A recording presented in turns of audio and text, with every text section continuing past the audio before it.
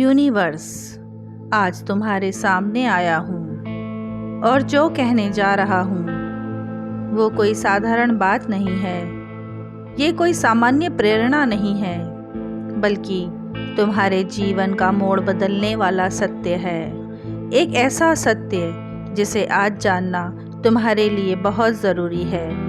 मैं तुम्हारे साथ हूँ, लेकिन आज मैं सिर्फ साथ देने नहीं बल्कि तुम्हें जगा देने आया हूँ, क्योंकि अब समय आ गया है कि जो अभी तक छिपा था वो उजागर हो, जो सोया था वो जागे और जो बंधा हुआ था वो मुक्त हो जाए।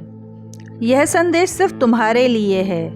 अगर तुम्हारे जीवन में हलचल है, प्रश्न है, भय है या गहराई में कोई पुकार है, तो जान लो यह सिर्फ तुम्हारा दर्द नहीं है, यह ब्रह्मांड की चेतावनी है कि अब समय बदल चुका है और तुमसे कहा जा रहा है, तैयार हो जाओ। अगर यह वीडियो तुम्हारे पास आया है तो समझ लो यह कोई संयोग नहीं है, यह यूनिवर्स का एक सीधा संदेश है तुम्हारे लिए, क्योंकि अब वो समय आ गया है जब सब कुछ बदलने वाला है। 2025 से 2050 तक 3 चरणों में यह संसार एक महाकायाकल्प से गुजरेगा। यह कोई भविष्यवाणी नहीं है, यह ईश्वरीय योजना है, ऐसी योजना जो सृष्टि के आरंभ से ही निश्चित की गई है।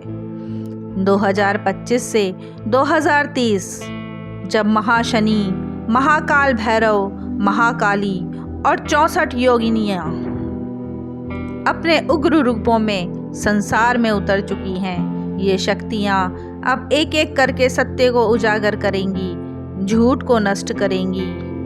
महाशनि जो न्याय और कर्म का संरक्षक है, महाकाल भैरव जो समय के पार जाकर अधर्म का अंत करता है, महाकाली जो अज्ञानता और पाप का नाश करती हैं, और 64 योगिनियाँ जो ब्रह्मांडीय स्त्री शक्ति का प्रतीक है। सबने अपना कार्य शुरू कर दिया है। इस चरण में संसार के हर कोने में सत्य और झूठ के बीच रेखा खींचने लगेगी।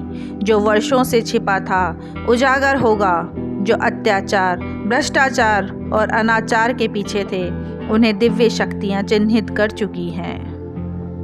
इस समय में बहुत से लोग अपनी असली पहचान खो देंगे और बहुत से साधक अपनी अंतः शक्ति को पहचान लेंगे।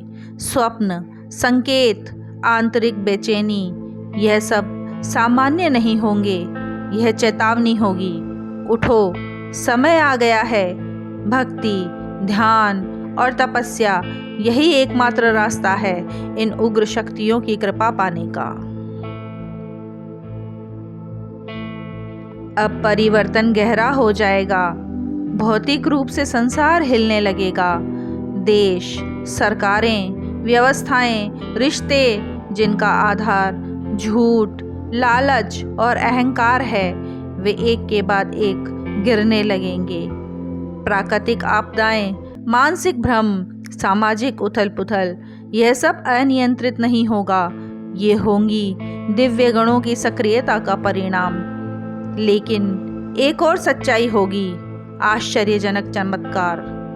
जिन्हें तुमने खो दिया था वह लौटने लगेंगे, जिनसे उम्मीद नहीं थी वही मार्गदर्शक बनेंगे, और कुछ लोग जो साधारण लगते थे वो दिव्यता का वाहक बनेंगे। इस समय जो व्यक्ति ध्यान में, सेवा में और आत्ममंथन में डूबा होगा, उसे ईश्वर रक्षा कवच देंगे। उसे देखने से पहले ही संकट लौट जाया करेगा। और तब आएगा तीसरा चरण, जब संपूर्ण विश्व की चेतना बदल चुकी होगी। तुम अपने आसपास वही धरती देखोगे, लेकिन लोग, सोच, व्यवस्था सब बदल चुके होंगे। शिव के सभी गण, महारुद्रों का आह्वान और श्री गणपति की दिव्य उपस्थिति अब इस नव संसार को दिशा देंगे। विज्ञान और आध्यात्म अब अलग नहीं रहेंगे। शिक्षा का आधार संस्कार और ऊर्जा का ज्ञान होगा। पैसे की जगह धर्म और सेवा को महत्व मिलेगा और जो मनुष्य सत्य, न्याय और प्रेम में रमा होगा वही इस नवयुग का स्तंभ बनेगा। इस युग का मूल मंत्र होगा, ईश्वर तुम्हारे बाहर नहीं, तुम्हारे अंदर है। जिनका हृदय निर्मल होगा, जिनका मन एकाग्र होगा, जिनके कर्म सच्चे होंगे, वही इस सत्य युग के प्रथम नागरिक होंगे। इसे कुछ लोग सतयुग का आगमन कहेंगे और कुछ युग परिवर्तन कहेंगे। पर सुनो, इन सब के बीच में तुम कहाँ खड़े होगे? क्या तुम उस भीड़ में हो जो डर से भाग रही है, या उस साधक में जो शांत बैठा प्रभु का नाम ले रहा है? सिर्फ वही बचेगा जो सच्चाई, सरलता और प्रभु भक्ति के मार्ग में है। ये शक्तियाँ किसी को नहीं देखेंगी कि वह कौन है, बस इतना देखेंगी वो क्या कर रहा है, उसका हृदय कैसा है। अगर तुम्हारे जीवन में भी समस्याएं हैं और तुम टूटा हुआ महसूस करते हो तो जान लो, तुम्हारे लिए भी एक रास्ता खुल चुका है। वो रास्ता है प्रभु भक्ति, ध्यान और आत्मचिंतन का। यही एकमात्र साधन है जो इस परिवर्तन के तूफान से तुम्हें बचा सकता है। अब भी समय है, उठो, जागो और अपने भीतर की सच्ची शक्ति को पहचानो।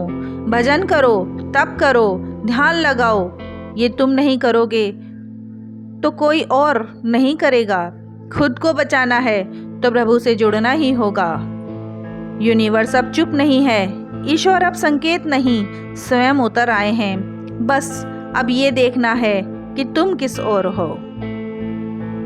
अब तुमसे सवाल है, क्या तुम तैयार हो इस महापरिवर्तन के लिए, या तुम उन्हीं की तरह डरकर भागोगे जो सत्य से मुंह मोड़ते हैं? अगर नहीं तो उठो, प्रभु भक्ति में ध्यान लगाओ, राम नाम लो, शिव स्तुति करो और हर दिन अपने भीतर की बुराई को मिटाने का प्रयास करो। क्योंकि याद रखो, उग्र शक्तियाँ सिर्फ बाहर नहीं, भीतर भी युद्ध करेंगी और वही विजयी होगा जो अपने भीतर का अंधकार मिटा पाएगा। अगर ये बात तुम्हारे हृदय तक पहुंची है तो कमेंट में लिखो, मैं सत्य के साथ हूँ, मैं प्रभु की शरण में हूँ। और इस वीडियो को भेजो उस व्यक्ति तक जो इस संदेश को सुनना चाहता है पर शायद आज तक सुन नहीं पाया है। हरि शरणम शिवाय नमः। जय श्री महाकाल, जय श्री राम।